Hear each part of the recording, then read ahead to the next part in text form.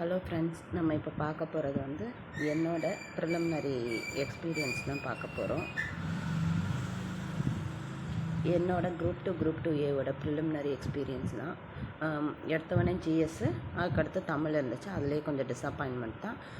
தமிழ்லையும் எடுத்துக்கிட்டாலுமே வந்து கொஞ்சம் 11th 12th சிறப்பு தமிழ் அந்த மாதிரி கேட்டிருந்ததுனால அப்போயும் கான்ஃபிடென்ட் கிடையாது. சரி, ஜிஎஸ்ஸு நமக்கு தெரியலனாலும் எதாவது நம்ம டிக் பண்ணுறதுல கொஞ்சம் வருமானு பார்த்தோம்.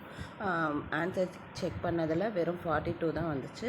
மேக்ஸு வந்து கொஞ்சம் ஈஸியாக இருந்த மாதிரி இருந்துச்சு, ஆனால் அதுலேயுமே 4 தப்பாயிடுச்சு.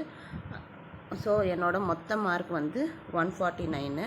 இது வந்து பார்டரில் தான் இருக்குது.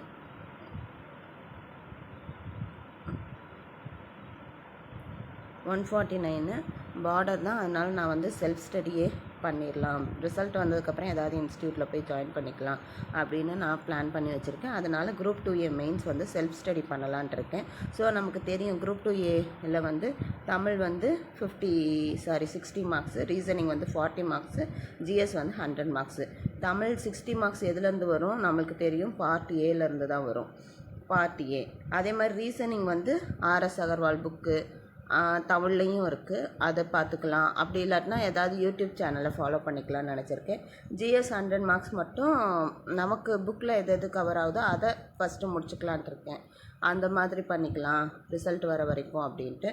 இப்போ வந்து தமிழும் ரீசனிங்கும் இப்போ நான் ஊரில் வேறு இருக்கிறனால என்னால் எல்லாத்தையுமே கொண்டு வர முடியாதுன்றனால தமிழும் ரீசனிங்கும் நம்ம பார்த்துக்கலாம். தமிழ் ரீசனிங் கண்டிப்பாக இது பண்ணணும். ஜிஎஸ்சில் வந்து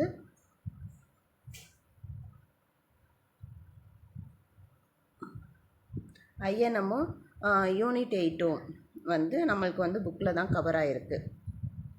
ஐஎன்எம்மும் யூனிட் 8ம் புக்கு தான் கவர் ஆகிருக்கு. பாலிட்டியில் அந்த ஹாஃப் போர்ஷன் உள்ளாட்சி அமைப்புகள் வரைக்கும் நம்ம இது மெட்டீரியலில் படிச்சுக்கிறோம். அது மிச்ச பாதி போர்ஷன் வந்து வீட்டுக்கு போய் தான் மெட்டீரியல் ரெடி பண்ணணும். இந்த 2 மட்டும் ஒரு 2 வீக்ஸ் நம்ம பிளான் பண்ணிக்கலாம் அப்படின்னு நான் நினச்சிருக்கேன்.